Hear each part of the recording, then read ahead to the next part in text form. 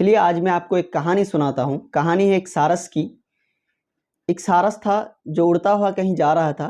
फिर पता नहीं किसी कारणवश वो नीचे गिर पड़ा और उसको बहुत सारी चोटें आईं। उसके पंखों पे चोट आया था, उसके पैरों पे चोट आया था, जिसके कारण ना वो चल पा रहा था ना उड़ पा रहा था। फिर वहाँ से एक आदमी गुजर रहा था जिसकी नज़र उस सारस पे पड़ती है।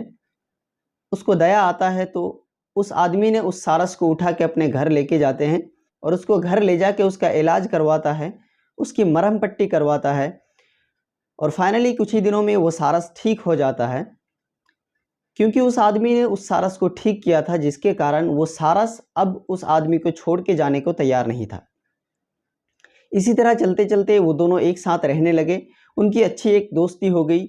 वो आदमी कहीं भी जाता था तो सारस पीछे पीछे जाता था। वो आदमी बाइक चला के कहीं जाता था तो सारस भी उड़ता हुआ उसके साथ साथ जाता था। इसी तरह चलते चलते उनकी दोस्ती बहुत अच्छी दोस्ती हो गई। उनकी इतनी अच्छी दोस्ती हुई कि लोग उनकी दोस्ती को देखने के लिए आने लगे। फाइनली एक दिन मुख्यमंत्री भी उनको देखने के लिए आ गए थे। फिर अचानक से पता नहीं एक्टिव मुख्यमंत्री को क्या होता है, उनकी तरफ से फॉरेस्ट डिपार्टमेंट वाले वहां आते हैं और उस आदमी से उस सारस को छीन के लेके चले जाते हैं और उन पे उल्टा एक मुकदमा लगा देते हैं कि आपने देश के कानून का उल्लंघन किया है। जी हाँ, ये कहानी है आरिफ और सारस की। आरिफ नाम का एक आदमी था जिसको एक ज़ख्मी सारस मिला था।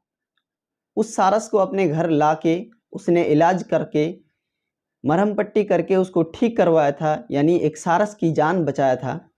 उसके बाद बहुत लंबी कहानी है, उनकी अच्छी दोस्ती बन गई थी। फिर अखिलेश यादव जी भी उनसे मिलने के लिए आ गए थे। फिर अभी जो एक्टिव मुख्यमंत्री है उनकी तरफ से फॉरेस्ट डिपार्टमेंट वाले वहाँ आते हैं और उनसे उस सारस को छीन के लेके चले जाते हैं और उन पे उल्टा एक मुकदमा लगा देते हैं कि आपने देश का उल्लंघन किया है, देश के कानून का उल्लंघन किया है।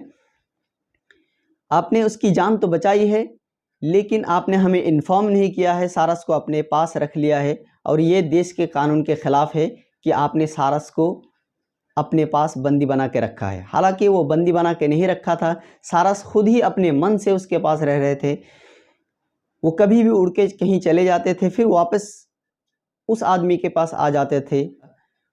तो इस हिसाब से उन्होंने सारस को बंदी बना के नहीं रखा था, सारस खुद अपनी मर्जी से वहाँ रह रहा था और इस काम के लिए उनको जबकि सम्मानित किया जाना चाहिए था, क्योंकि उन्होंने एक पशु की जान बचाई थी, एक पक्षी की जान बचाई थी, तो उसके लिए उनको सम्मानित किया जाना चाहिए था।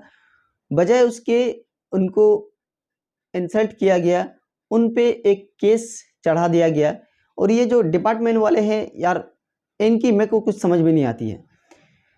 एक तो उस आदमी के ऊपर केस चढ़ाते हैं एक पशु के लिए, एक पक्षी के लिए, जिस पक्षी की जान उस आदमी ने बचाया है, उस पे उसी के खिलाफ एक केस चढ़ा देते हैं और फिर कहते हैं कि आपने देश के कानून का उल्लंघन किया है, जबकि उनको सम्मानित किया जाना चाहिए था। इस पे अगर उनको सम्मानित किया जाता तो शायद कुछ और लोग भी इंस्पायर होते और उनको भी इस तरह के कोई पशु पक्षी मिलता तो शायद वो भी उनको उनकी जान बचाने के लिए तैयार हो जाते। लेकिन ये ना करके उन्होंने उन पे इल्ज़ाम लगा के उन्हीं पे एक केस थोप दिया। अब वो बंदा, एक तो उनकी दोस्ती अच्छी बन गई थी, उनका दोस्त उनसे बिछड़ गया है, जिसके कारण वो इंस्टाग्राम पे लाइव आके रोते हैं। तो पता नहीं इन लोगों का क्या चलता है, कैसे क्या फ़ैसला लेते हैं। देश के कानून को सम्मान करता हूँ मैं, लेकिन कई बार कानून अगर हाथ में आ जाता है तो फिर ये गलत हो जाता है और कहीं ना कहीं उन पे ये जो मुकदमा लगाया गया है ये बहुत बड़ी गलत चीज़ है, ये बहुत बड़ा अन्याय हो रहा है उनके साथ। तो इस विषय में आपका क्या ख्याल है, कमेंट में ज़रूर लिखिए। और अगर आप एक क्रिएटर हैं तो इस विषय में एक वीडियो ज़रूर बनाइए, एक आर्टिकल ज़रूर लिखिए, ताकि ज़्यादा से ज़्यादा सपोर्ट मिल सके सारस को और आरिफ को, ताकि उन दोनों को जो बिछड़ा दिया गया है शायद एक कर दिया जाए, या फिर उन पे जो मुकदमा लगाया गया है कम से कम वो हट जाए।